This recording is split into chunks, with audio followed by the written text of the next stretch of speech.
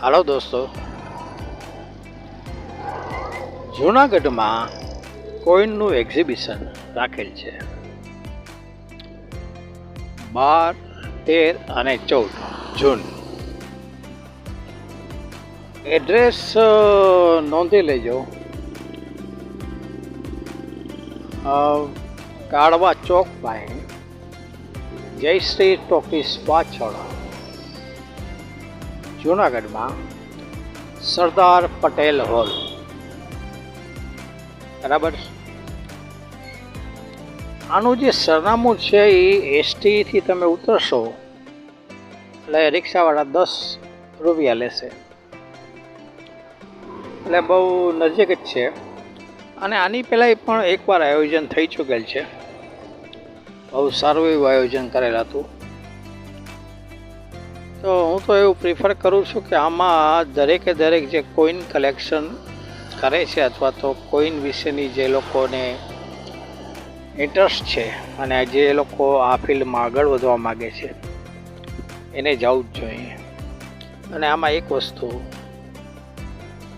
જૂનાગઢની અંદર antique coin museum છે. Antique coin museum Majevadi gate પાસે છે. એની પણ એકવાર મુલાકાત લેવી જોઈએ.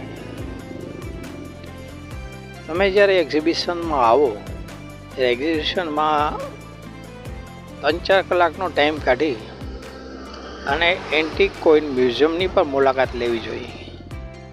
તો એકચ્યુઅલી તમને ખ્યાલ આવે કે ભાઈ વિશ્વની અંદર અથવા તો આપણા દેશની અંદર પણ કેવું કેવું કલેક્શન પડ્યું છે. તમે આ કોઈન એક્ઝિબિશનમાં જ્યારે આવશો ત્યારે તમે ઘણું બધું કલેક્શન જોશો. એકચ્યુઅલી તમારી જ્ઞાનની વૃદ્ધિ તો થશે જ.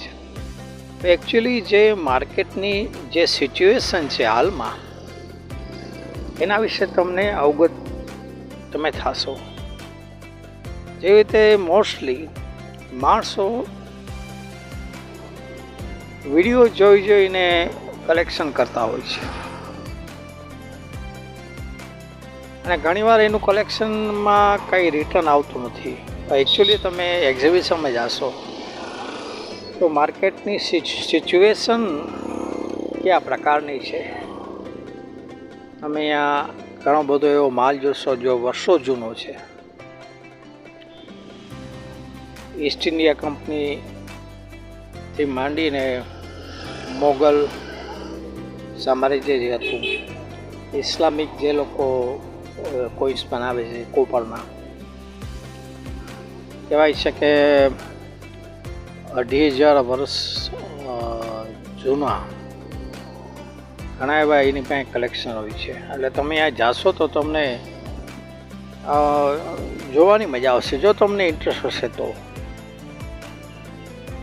અને એનાથી તમને એકચ્યુઅલી ખ્યાલ આવશે કે કયા પ્રકારનું કલેક્શન કરાય. આમાં ખાસ એક વસ્તુ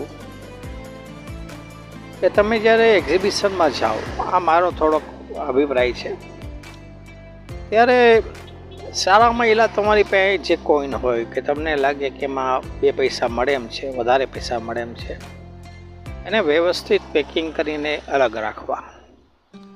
અને તમને ડાઉટ હોય કે આમાં મળે ન મળે તો એવું એક કલેક્શન એક રાખવું.